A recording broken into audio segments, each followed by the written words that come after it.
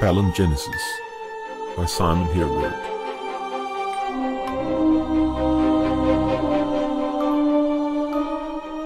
Book 3, Heart of the Sear.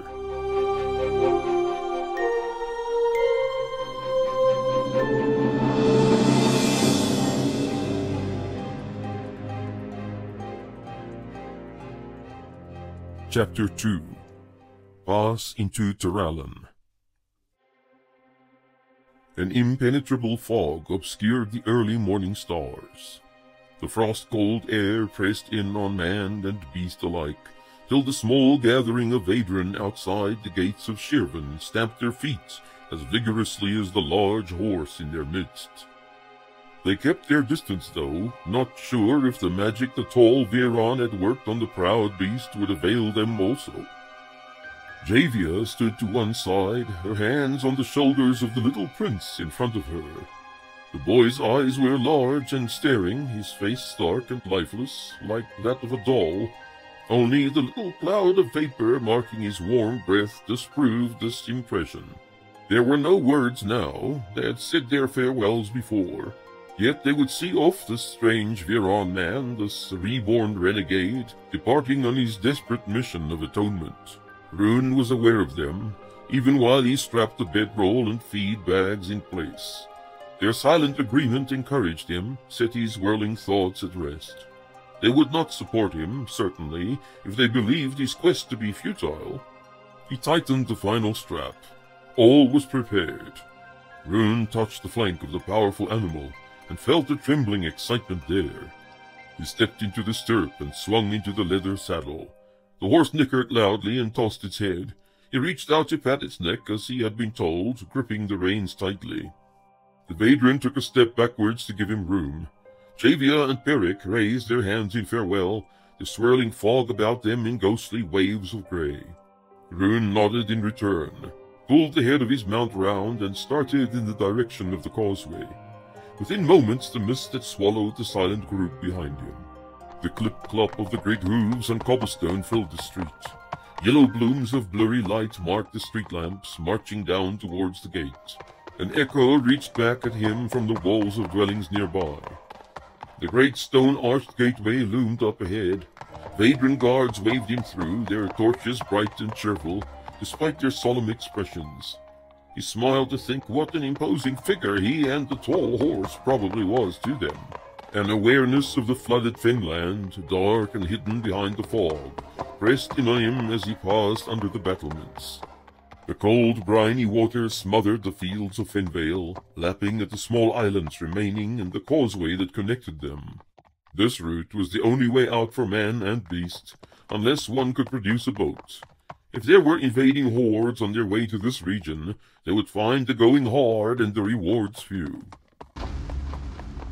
The causeway was a grassy embankment, a raised roadway in the center, arrows straight or gently curving in the direction of the other principal towns. The first of these, Doyle, lay to the southeast. The second largest in the kingdom, Gendis, was almost due east, the first bulwark against the storm. He would pass through it or round it before swinging southwards for the pass into Tarallon. Rune urged his mount across the wooden walkway and onto the road proper. The rhythmic motion of the animal, the steady gait beneath him, was reassuring, almost comforting. He was not alone in this danger. The power of this beast was his to harness. Guilt, the untamed prize of the Vadran, seemed even more eager than his new master to set out for a perilous adventure. Once the smell of wild open places surrounded them, and the little lights of towns and dwellings were left behind, the horse tossed its head and quickened its pace without urging. A sudden eagerness took hold of rider and mount alike. They were away, across the dark water world to the marshland pits, and there was no telling whether they would be in time. The iron-shod hooves pounded over the compacted earth of the causeway, drumming away to the east, the gallop of a flying steed aware of the pressing need of its rider. Mile followed exhilarating mile. Rune could not bring himself to slow the pace. He knew the journey was long and that he should not tire the animal at the outset, but the swiftness, the decisive action, was a tonic to his depressed spirit. After the inactivity on the sea, the paralyzing uncertainty, to be on his way once more with a clear goal in sight brought a reckless joy he would not stay. There was no need to direct the horse, and he gave Guilty's head as he had been advised. There was hardly a curve in the course, making the use of the reins unnecessary. Now and then a knoll or a tree-crowned hillock would loom up on the side, and soon they would race past the connecting road or pathway, falling away into the silent water between. The fog faded, grew thin and wispy, and disappeared. A hilltop hamlet, asleep in the early morning, opened up before them. Hardly a light showed behind the thick shutters, and there was no movement in the silent streets. On the outskirts, a dog whined behind the door of its master. Its ringing bark followed them past. Among the dwellings, deep shadow held the copper stare of cats or the rodents they were hunting. The place contained no more than a score of huts. Perhaps it was too small to be guarded. The gateway beckoned on the far side, empty and deserted. The earthen roadway turned to paving stones, and they clattered through without a challenge. Ahead of them the sky paled at last, revealing a formidable formation of cloud. It would certainly be a dismal day. Rune drew in the horse and let it walk for a while. In the lee of a great milestone he halted for a breather. He watered the animal and covered it with a cloak. The cold breath was stirring from the northeast, pressing in more clouds to darken the horizon. Already he could pick out tiny flashes of lightning in the distance. Rune sat down on a stone and stretched out his legs. The unfamiliar seat, though not uncomfortable, had caused his muscles to stiffen. He glanced at the sign. It read, Sheervan 10 miles, Chendis 40 miles. This was encouraging, he nodded to himself. They had covered 10 miles already. The horse was a godsend. Without it, the journey to faraway lakeside would take 2 or 3 times as long. He stood up and ran an appreciative hand over the animal's neck and shoulder. The feed bag was tied behind his bedroll on the back of the saddle. He reached out to loosen the clasp. A sudden movement on the roadway caught his eye. Perhaps a mile away a figure was approaching from the direction they had come. He was moving along in a slow run, apparently used to this sort of exercise. Could it be one of the many runners traveling between the capital and the outlying towns? It was hard to tell whether it was a Vadran man or perhaps someone taller. Rune remembered the fens outside Doyle and the attackers in the dark. Their Vadran guide had described them as Malik's men, agents to perform his murderous deeds in Fenvale. The memory of the arrow they had lodged in his back was unpleasant enough to make him wince. He left the feed bag where it was and removed the cloak from the animal. In a moment, he was back in the leather seat and urging his mount back onto the causeway.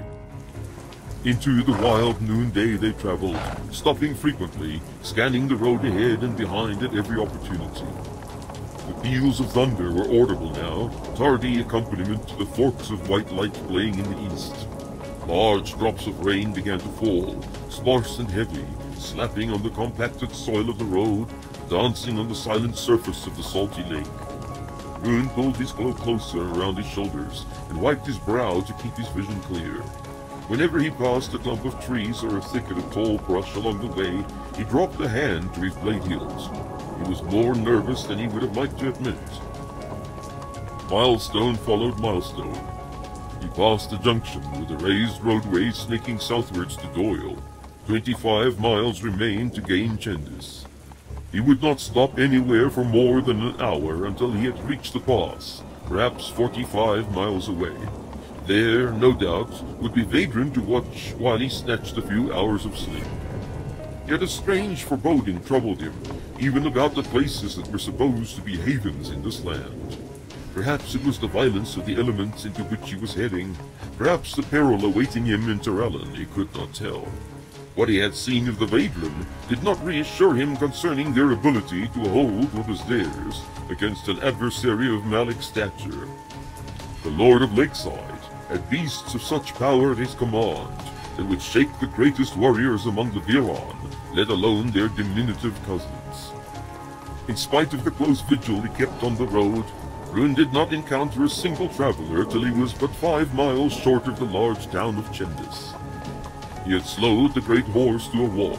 They were both wet and worn. The heavy drops had given way to a steady, cold downpour for the last hour or so, and he was looking for a place to shelter for a while. The causeway widened conveniently into a tree-rimmed field, and he aimed for a copse at the far end where the road narrowed again. The raindrops drummed on the short grass and muddy path. Gil tossed his head and snorted loudly as if he could sense his master's intention to halt up ahead. Rune shook his cloak in a futile attempt to keep the water off his body. He dragged a damp sleeve across his eyes and dropped his hand to the blade. Slowly he scanned the trees at the edge, allowing his gaze to linger on the underbrush near the roadside. Something moved in the shadows. He reined in the horse. There was a smell of wood smoke he had not noticed before. From behind a screen of trees, 3 figures stepped into the road. Tall figures of men, strangers to the Fenlands. Could it be that they belonged to Javia, that they were stationed here by her instruction? There was no sign of insignia. Their clothing was worn, even ragged, their hair bedraggled and unkempt in the wet. Faces stared in awe and wonder at the tall mounted figure. Hands reached for weapons. A call stirred other huddled shapes to action. How many were there? A dozen? More? He made a quick decision. Ignoring the challenge from the leading man, he dug his heels into the flanks of his horse. Guilt seemed as eager as he was to leave the strangers behind. There was no need to draw the blade. The men scattered at their approach, swearing. Out of the corner of his eye, Rune saw 2 or 3 rogues level their bows in his direction. He cringed, waiting for the impact. But the bows were not ready. Some bowstrings were soggy and others stored in packs away from the wet. He was away and beyond reach before the shouting strangers could act to prevent him. He glanced back from a safe distance. A group, perhaps 20 in number, stood staring after him. Who were they? Could they be hirelings of the Vadran? It was unlikely. Might the reason for their challenge have been legitimate? Perhaps they had instructions to watch the road. Perhaps they would have aided him. No. Their appearance made him uneasy. He was right not to take a chance. Smiling to himself, he turned the horse's head in the direction of Gendis once more. He would have to find another place to rest.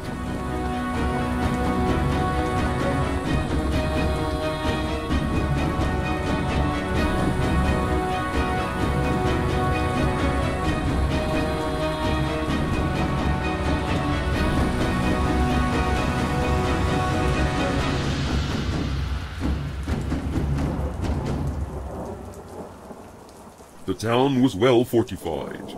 From afar you could make out the lines of stakes, even in the shallows around the outer perimeter, and a stout timber wall with stone towers and foundation.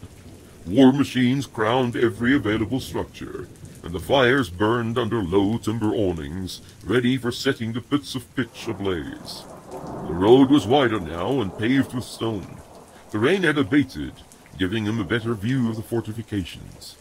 50 yards from the wall, the roadway had been dug up and turned into a maze of staked pits and obstacles, even on the western side of town. Strips of red cloth adorned a particular stake here and there. That had to indicate the fire traps. The Vadran knew still how to defend against a swarm. Rune halted in front of the outlying stakes. He was aware of the gaze from the Vadran lookouts on their tall, scaffolded platforms. What were they thinking? Would they be tempted to loose an arrow in his direction? He hoped not. It would be difficult enough to pick his way through the obstacles, skirting round the defenses. Had they disturbed the soil beneath the surface of the water also? It would be a treacherous passage if they had. He dismounted and tossed the reins over the horse's head. It would not do for Guilt to be injured by stepping in an unseen hole. He would lead the animal through the water to the south of town where they might rejoin the causeway. He was wet through anyway. Wading through the salty water would not make any difference to his comfort. The steel-grey water mirrored the sky, preventing any estimation of its depth. Rune walked forward, feeling for obstacles with his feet. The slow advance was frustrating and chilled him more than he had anticipated. At times, the lake floor gave way to submerge him up to his armpits. There were thickets of brush through which they had to stumble, which dragged at clothing and slowed their progress most annoyingly. All the time, the Vadran on the platform stared down at him as if he planned to storm the place single-handedly. He certainly could not blame them for keeping a close watch on him. The horse was an imposing and unfamiliar sight. They could not be aware of Javia's blessing on his mission, nor what his business could be here at this time of nervous anticipation. Or could they? The Vadrans still clung to the old art. They could communicate, perhaps, like Gareth had done with Garth, over great distances, simply by touching the thoughts of another. The memory of a starlit night on the wild coast north of Shervan presented itself. But then, had he not spoken to the old sorcerer himself in like manner? Was it not the art that had enabled him to hear the old man's pleas, answer without speaking, even catch the mood of another hundreds of miles away? He shuddered and smiled to himself, remembering the boy's astonished, even offended look, when his uncle had seemed so horrified by the forbidden sorcery. Talon and the priests had done their work well, and aversion to the art was ingrained in almost all the Viran, to the point of loathing. And Athera had given herself to it, embraced it as the only escape from her prison. And she had found him, again and again, in futile attempts at being close to him still. How well he recalled the sharp awareness of her, and he had believed it to be conjured only by haunting memories. Fear gripped his heart. Would that he was not too late. The remorse of the open sea washed over him again. He was the faithless one, the traitor. Oh, to buy back the chances he had wasted. He would spend all he possessed, even his aimless life. Man and beast shivered as they gained the embankment of the southern road. Rune wrung out his cloak and loosened the bedroll. The fine drizzle started again as he rubbed down the animal. They would have to push on through the approaching dark to shelter in the pass. It was no more than 20 miles distant. Slowly he mounted and spoke in low tones to the horse. It was a marvel how guilt seemed to understand his mood and desire. They turned their shoulders to the rein and set off at a trot, somehow refreshed by the forced cold bath.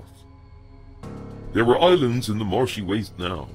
The land here had some elevation to it, poking through the surface of the sea in ever-increasing regularity. A thicket of broadleaves appeared to the east, parallel to the causeway, with water 3 or 4 feet up their trunks. Their branches waved to the passers-by in the stiffening breeze.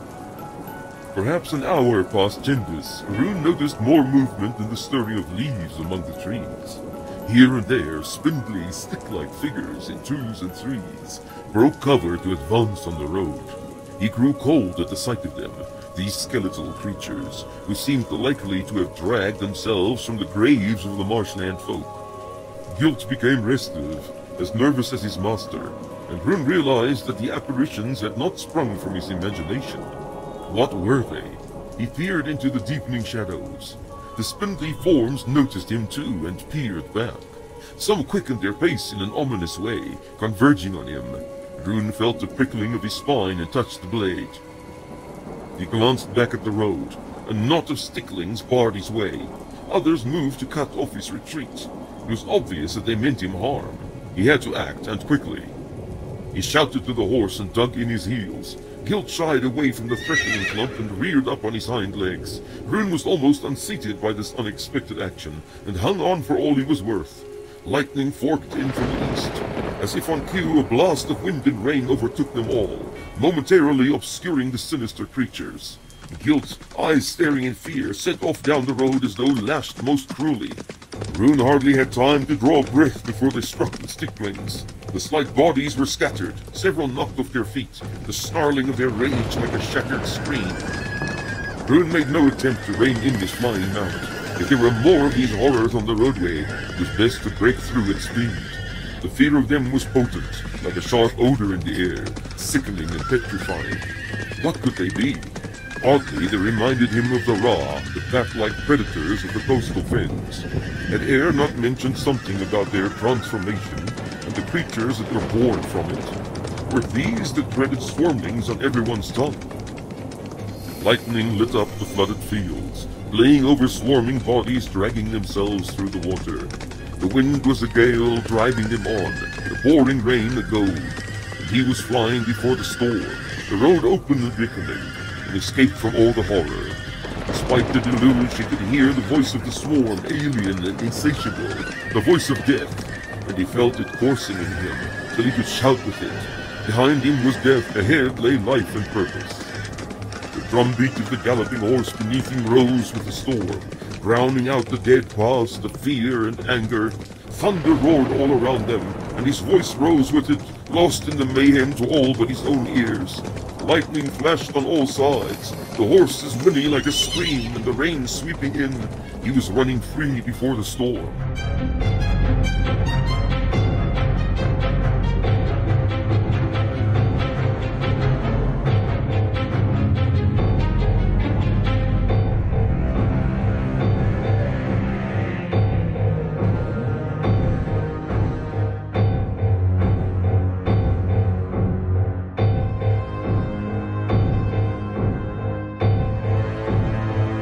Lucain and his worn-out companions reached Gerdel in the early morning hours of the second day since their departure from the doomed city of Storr. Their flight had been fraught with a nightmarish anticipation of being caught by the advancing swarm. In the open and in their exhausted state, they would have been overcome in the wink of an eye. Even now that the city was in sight, they still glanced over their shoulders from time to time, and strained their ears for the least sound of pursuit. The new king of Nuria stumbled through the gates of the fortified city. The guards were dismayed at finding him in such a haggard and fearful state, remembering the arrogant and self-assured air of the former prince. Their dismay turned to shock when they learned of the death of Fengor and the arrival of the scourge of legend on their doorstep. They wasted no time in rousing the Castellan and sounding the general alarm. Gerdel was unprepared to withstand any assault. Almost all its fighting men had gone south to support the former king's march into Ligurium. 50 men recruited for guard duty were all the garrison the city could boast. If arms could be found for them, there would be many more to man the walls, but as in Storr, they could hardly be considered soldiers. Even as he gave instructions over the hastily prepared meal they had set before him, Lucain was almost overwhelmed by the futility of it all. The horde he had seen at Storr would certainly tear Gerdel apart also. Panic pressed in on him, like he had felt at the first sight of the scourge. Where could one flee to be safe from them? Even if he had the whole Nurian force, now destroyed in Ligurium, at his disposal, could he defend the city against such irresistible numbers? Still, he would have to make what preparations possible. Every obstacle of significance would weaken the swarm or delay it sufficiently for the defenses to be better organized against it. The stone city of Storr had certainly slowed it down. Gerdel might cause it to lose its terrible momentum. He would have to hurry ahead to Belruth.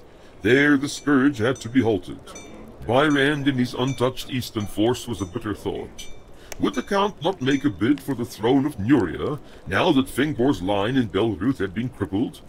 A horrible suspicion took hold. Had Byrand known about the swarm? Had he been warned? Was that why he had kept his men from joining with the king in the invasion of Ligurium? And the old fox would be smiling to himself while Nurians bled and died in front of Storr. What a vile traitor he was! He forced his tired mind back to the situation in hand. Women and small children would be evacuated. Where would they go? Would they not merely be caught on the open road? Remaining in the city would not protect them. He shook his head. There were no plans, no strategies for circumstances as hopeless as these. Every man would have to look to himself and his own. Let them trust in their stout fortifications. Why should he tell them it was hopeless and rob them of their last resolve? Let them stand here and give their sorry lives for the survival of the nation. And those who would run, let them flee where they could. There were no safe havens. Lucain brought up a hand to pinch the bridge of his nose. He was exhausted.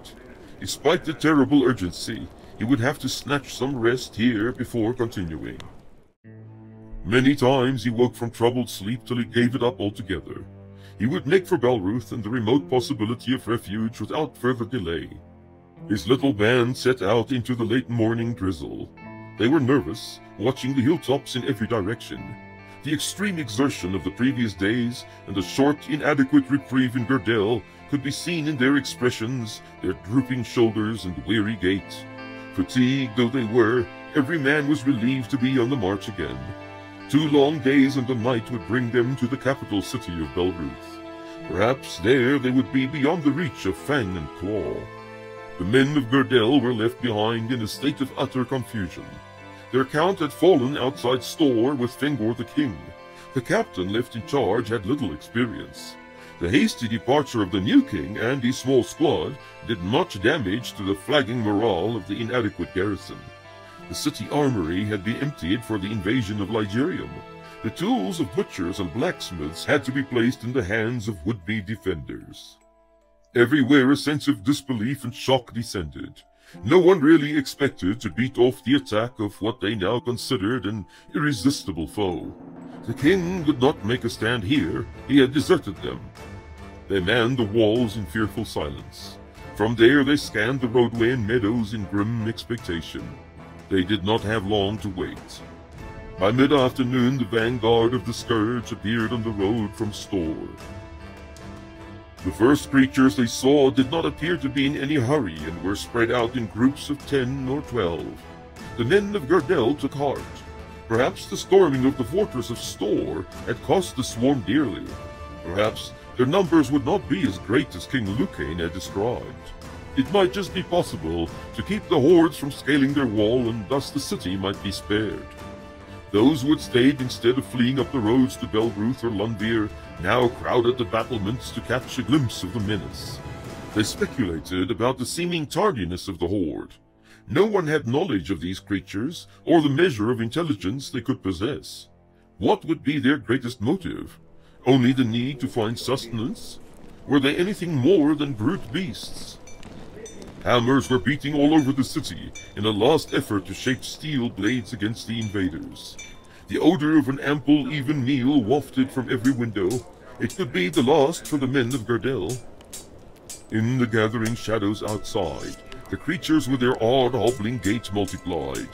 Taller, more imposing figures appeared among them now. Around these, the others congregated into bands, all the time watching the walls as if they were examining the defenses for weak points. The spectators lingered on the wall, though their suppers waited for them below. In vain they tried to number the swarming enemies covering their fields, infesting the meadows and orchards with a rising murmur of war. And as they watched and calculated, the certainty of their doom became more and more apparent, and the fleeting courage that had bolstered them earlier sank away swiftly with the setting of the sun.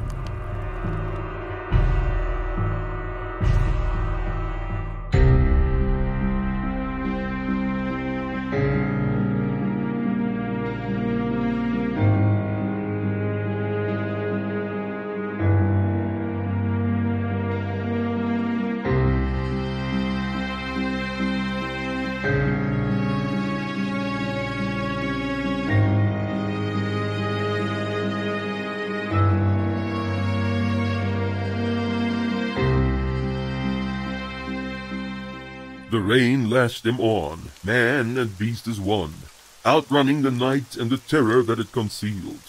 The plains had risen higher to swallow the causeway and line the road itself with wild waving shrub and swaying trees. The thunder had rolled over them to the west, where silent flashes still lit up the bleary sky. Together they loped over the rutted road, and the pooled water parted for them. The tufts of Genesis grass bowed not to impede their swift progress.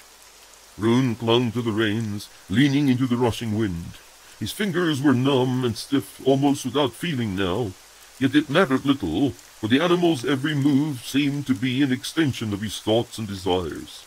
A change of direction, or sudden swerve round a fallen tree, required but a simple pressure of the knees or touch of the reins.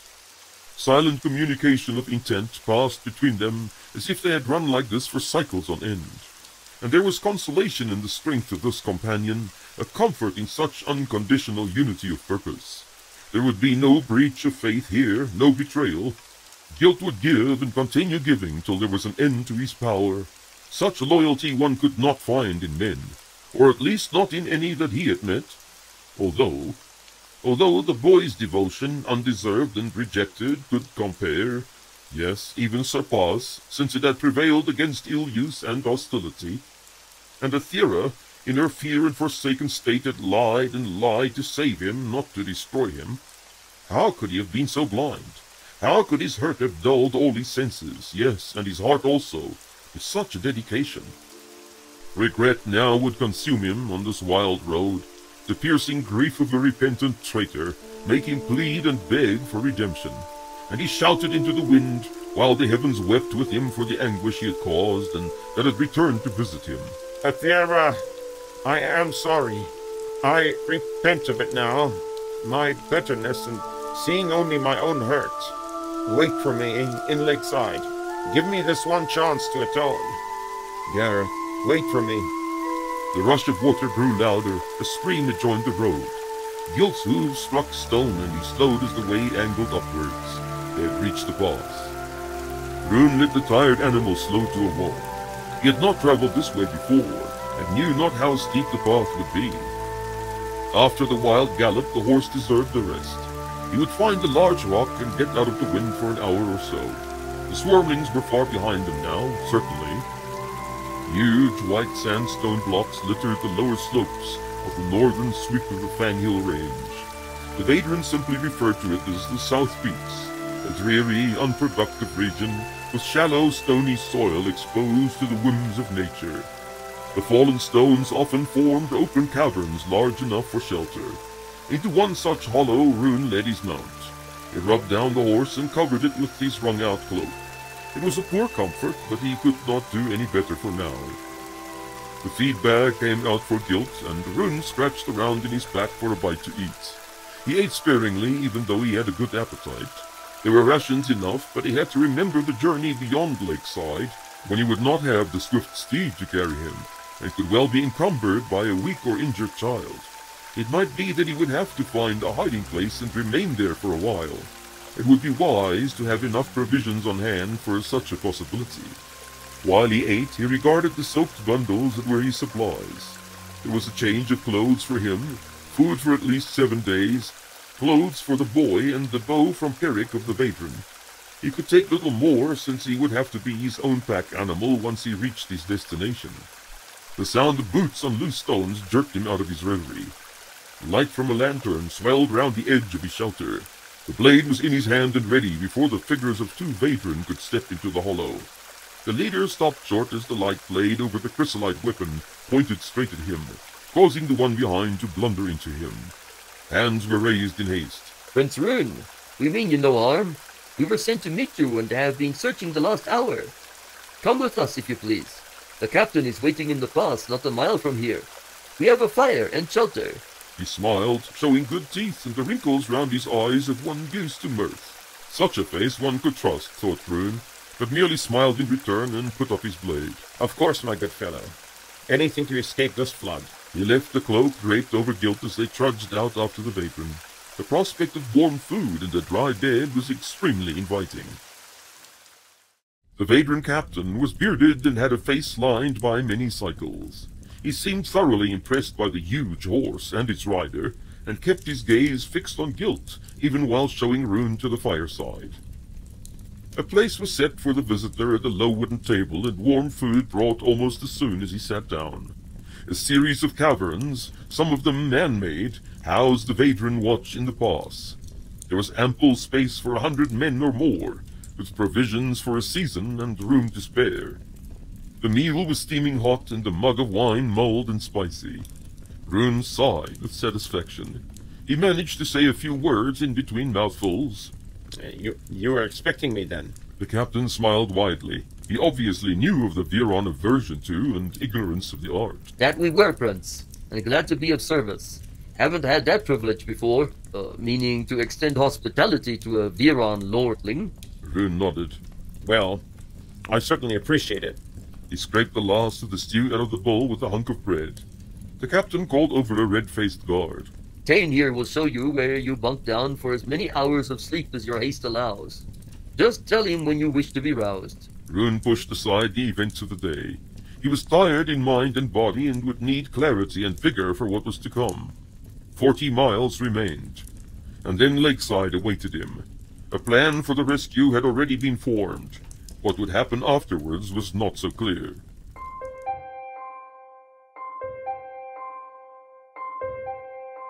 He had no trouble falling asleep, but only the greatest resolve could shake the slumber from his weary frame once the guard woke him up. The sound of the rain had ceased, but the wind still moaned and whistled through the craggy hollows. Rune shrugged off the warm blanket and reached for the clothes he had dropped next to his bed. He noticed that they had been dried and folded while he had slept. Gratefully, he put them on, though fully expecting to be drenched again before the day had advanced too many hours. The fellow who had awakened him returned with another bowl of the stuff he had eaten the night before. It was warm and satisfying, and he was tempted to linger over it just a little, thinking of the poorer fare to which the journey into Tarallon would subject him. The captain was there to see him off. His admiring glance rested as much on the mount as on the rider. There was a good reason. He had been charged with the safe return of this prized animal. After the usual exchanges, he came to the point. I assume you are not coming back this way. Rune shrugged. I suppose not. He had not thought about it. Where would he go once he had brought the boy away? The way back to Chendis and Shirvan seemed perilous now that the swarmlings had arrived. Who knew what state the regions of Lysan and Ligerium were in? Could one venture into those devastated lands and trust that the scourge had passed for good? The Vaedran nodded slowly. You have 40 miles to Lakeside from here. Once you get within sight of the walls, you can let the horse return to us. I will send a man after you to make sure it will find its way back. He nodded in the direction of the marshlands. They usually keep no watchers in the pass. A wry smile creased his face. No need to guard against invaders from Fenvale, after all. Whether they watch the road into Tarallon, I do not know for certain. Seems likely, though. So I would be careful once I'm in the marshes proper. He held out a hand in farewell. Rune gripped it tightly and expressed his gratitude. He was about to venture into unfriendly lands where there would be no more aid and no haven of retreat. The Vaedran had constructed a stone wall in the narrow section of the pass. A heavy gate allowed passage beyond, and Rune was ushered through it to continue his journey.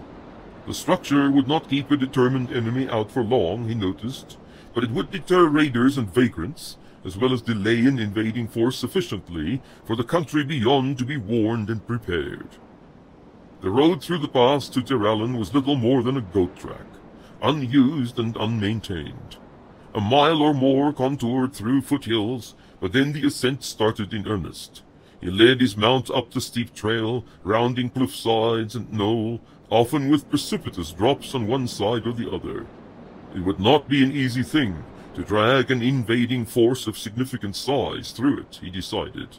Perhaps the marshlanders would not bother watching it at all. There was no sign of traffic on the roadway as he had expected. Where would one travel to once one had entered the pass? Not a hoof or boot had left a mark in the sandy soil. It would make little sense to post a guard in such a place, yet the Vaedran kept watch on their side. He should have inquired of the captain whether they ever apprehended anyone.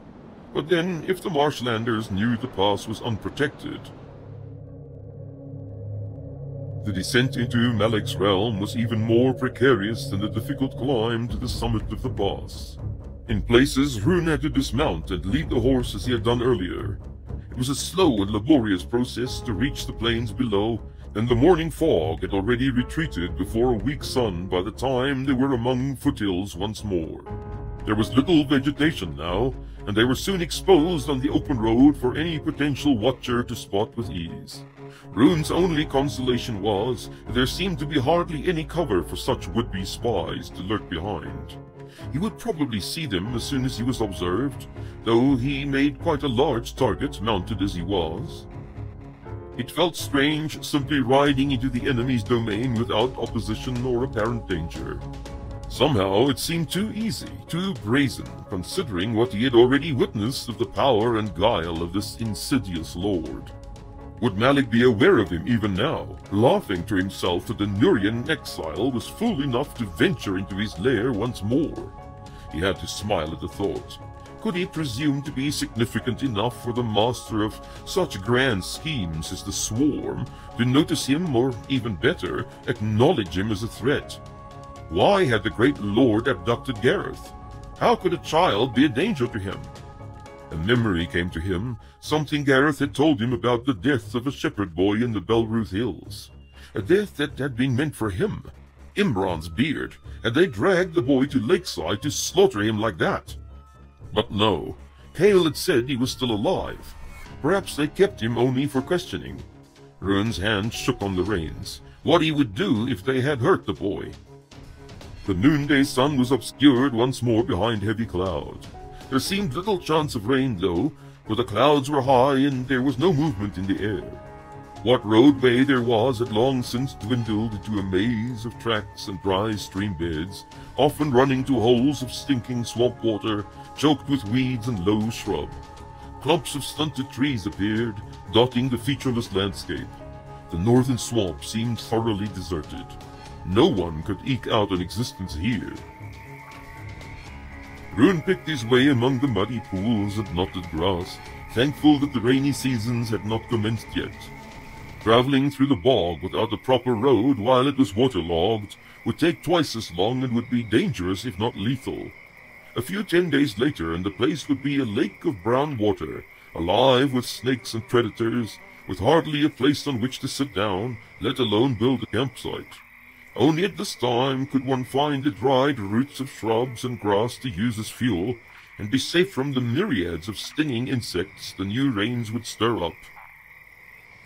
Perhaps 2 hours from Lakeside he came across a dwelling, a simple low-roofed sod house with no sound or smell of life about it. The roof was of bundled rushes, mostly caved in, and there were 2 small windows. It was a dry season abode, long abandoned for something better. He passed it with caution, however, first observing from the shadows till he was sure not to be surprised. Once the muddy structures of Malik's stronghold were in sight, he halted on the side of an embankment. Slowly he unloaded the packs from his mount, selecting what he would leave behind to pick up on his return. It would not do to be encumbered while crawling through Lakeside's dungeons. He would take only the blade, a thin steel file, a length of rope, and a short hooded cloak. Whatever else he would need would have to be acquired once inside. It was time to send Guilt back to the Vaedron. Perhaps he should have bargained for the horse. It would have been most useful in escaping the marshes. Yet it was conspicuous when he needed stealth and secrecy. He fed the horse the last of the sugar, then turned him towards home. They had come a long way together. A slap across the rump and a shout sent it on its way. Ruin fervently hoped the Vaedron who was supposed to follow them was not too far behind. He had not told them about the sugar. The poor fellow might get more than he bargained for. He would wait for darkness before sneaking into the city. There were rows of tents pitched on the outskirts, and a general bustling about of men and animals he had not seen on his last visit. The host he had observed in the south, in Xerok and even Munborg, had to be assembled here now, no doubt for Malik's final offensive against Nuria. Fengor had been outsmarted. His great ally had betrayed him. If he could beat off the swarm, there would be no resisting the real might of Malik, finally revealed. There were more than men in the host of Tarallon. The malice of this man, this ancient, had twisted life into irresistible power. Some of that sinister force now permeated the place called Nunmerik, Lakeside in the marshes. Among the tents and hovels, in the crypts and pits beneath, lurked the machinations and perversions of a master schemer, all to be launched at the unprepared Nurians. And now he had to admit it, how naked they were without the art, how defenseless and vulnerable. They were nothing without it, no better than Hillmen or Ligerians. Ruin gripped the hilt of his blade. Once again, as on the beach of that islet in the cauldron, he was certain that he had not seen its true potential. He only imagined himself its master. Fear touched his thoughts. At once he was grateful not to be wearing Fengor's cloak, but also terrified to be on the verge of stepping into Malik's lair.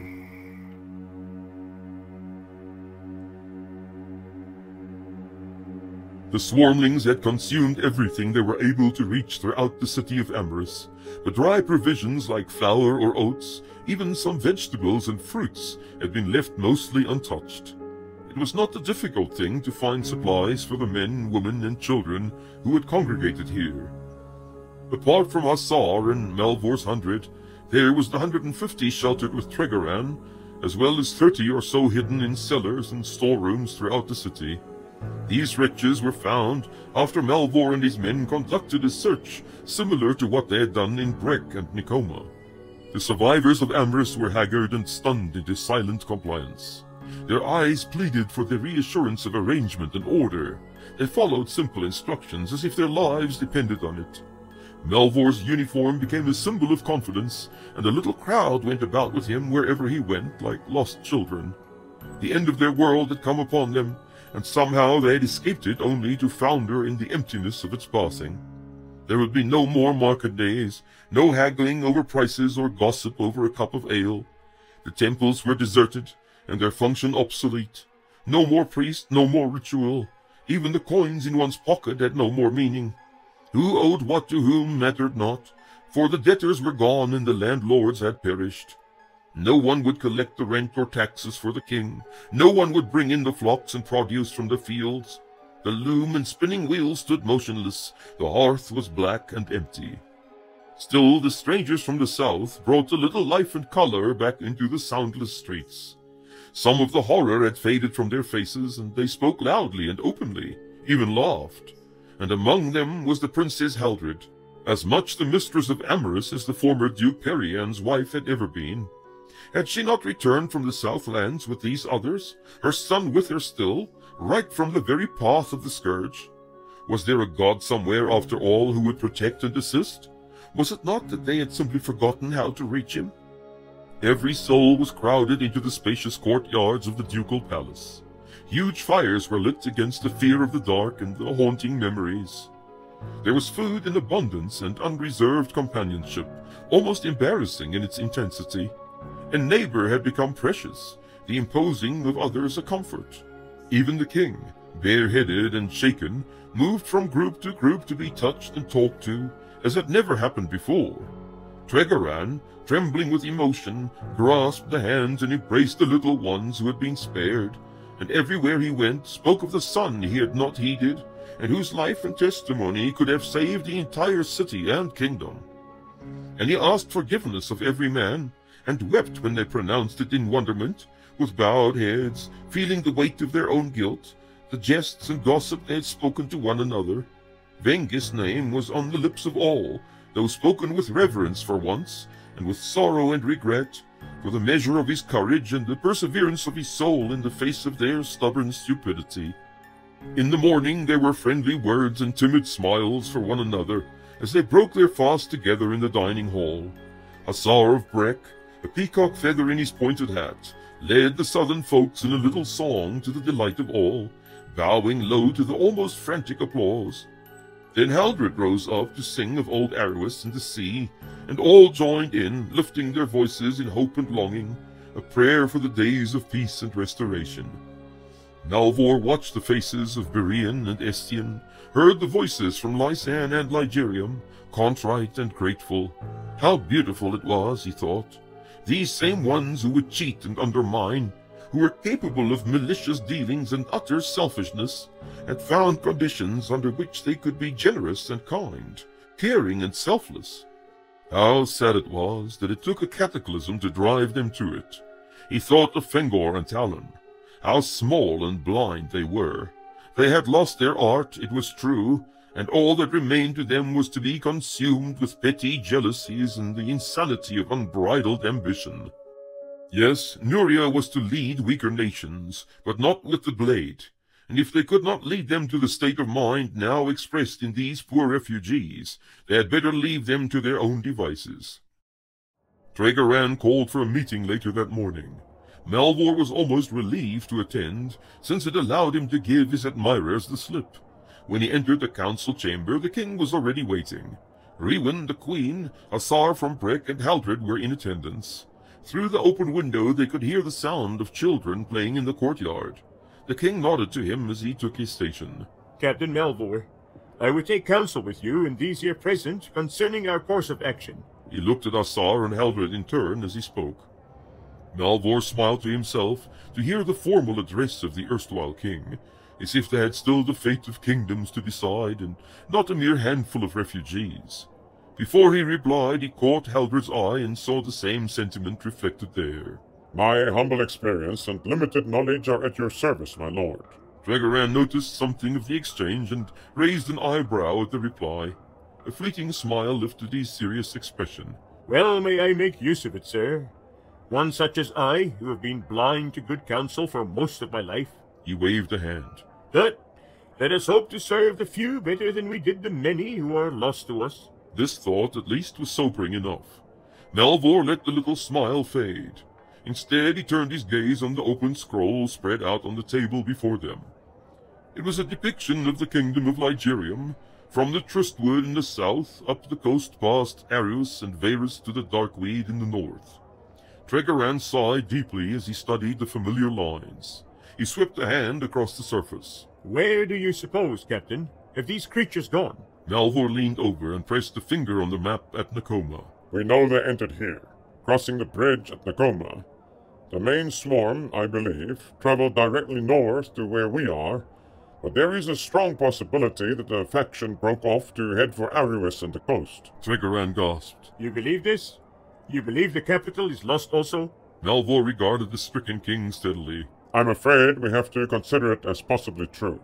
The vast numbers of the Scourge made for fierce competition among themselves for the resources they could locate. Farmsteads and villages along the clearing would be very tempting targets for those who were too late to share in the spoils at Nakoma. From there, they would naturally follow the highway to the west. Tregoran was shaking his head. His face had turned ashen. His eyes declared, though, that he accepted Malvor's reasoning. There will be nothing left of Ligerium, then. The entire kingdom will be swallowed up by the swarm. Perhaps so. Malvor had to concede this, much as he desired to comfort the troubled king. But it may be the towns in the far east are spared. Where is Turik and the host? That damned fool! He has gone to make war on the good people of Nemona, who would not embrace him so soon after he stole the throne. Tregoran paused, the implication of what he had said sinking in. Would that he is there still. The swarm will move up through Pernacum to Store, bypassing our forces. Turik could protect the eastern lands. Malvor nodded in agreement. I sent him warning of the approach of the swarm. If he is wise, he will fortify himself in Nemona. Wise? He is a twisted snake, vile and cunning, but wise only when it comes to his ambition. Fate may have preserved him, but it will not be his doing if he breathes still.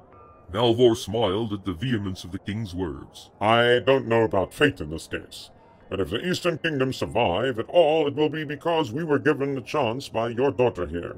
The king and queen turned questioning eyes on Heldred. She spoke up at last, relating to her father and mother the happenings in and around Frane's Point, the nights of terror and hope, the toil and struggle to do injury to Hekan Sear's swarm. Riwen brought a hand to her throat several times to stifle cries of horror. Her husband listened in stunned silence. When at last the terrible tale ended, he turned again to Malvor. And this is Malik Yulian's doing. This is his creation. The Nurian looked him squarely in the eye. I am convinced of it. Imran's breath. Vingas had seen this. All of it. He had been right in every detail. Oh, surely we deserve this curse that is to destroy us all.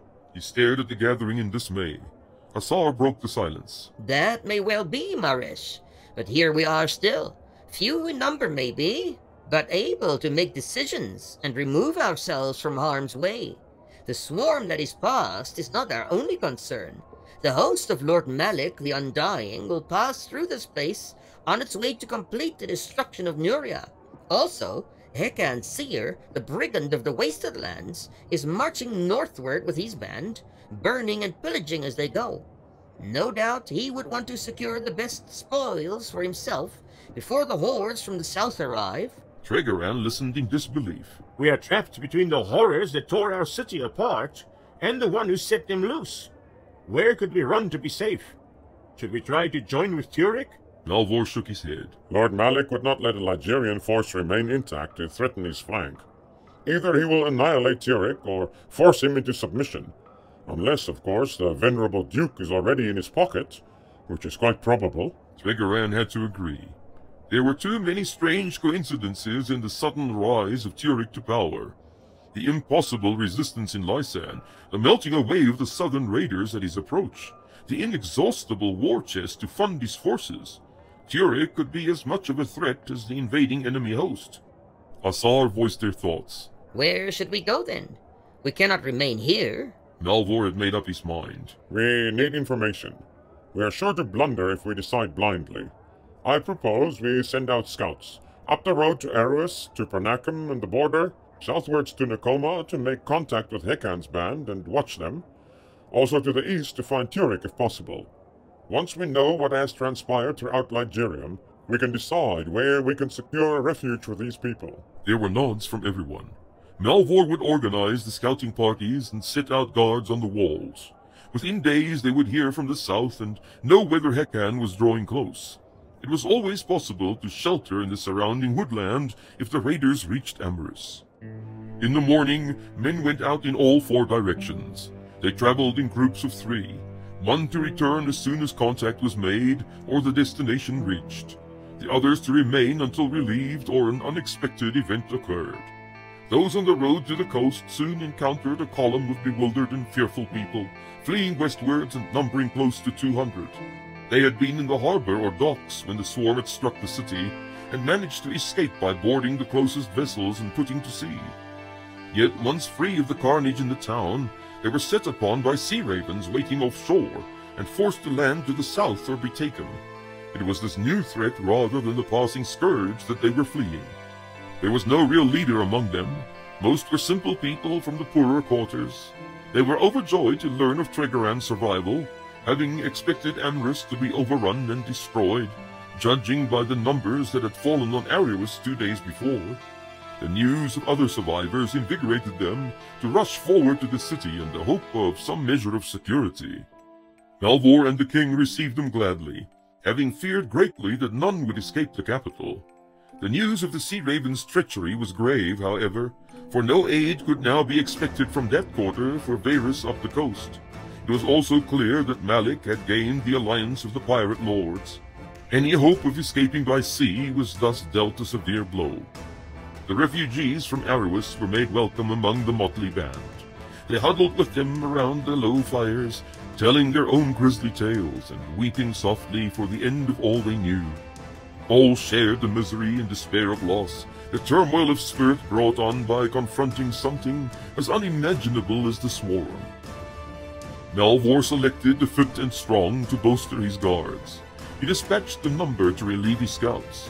It was better for men, even when overcome with fear, to be actively employed than to sit about in groups, multiplying one another's apprehension.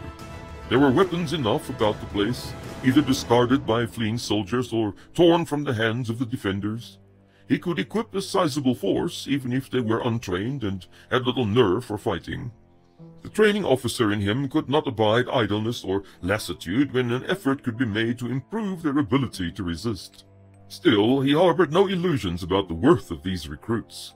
Few of them would stand in the face of superior numbers, or even just trained enemy soldiers such as Hekan possessed. When contact was made with the approaching hosts from the south, there would be little alternative but to run.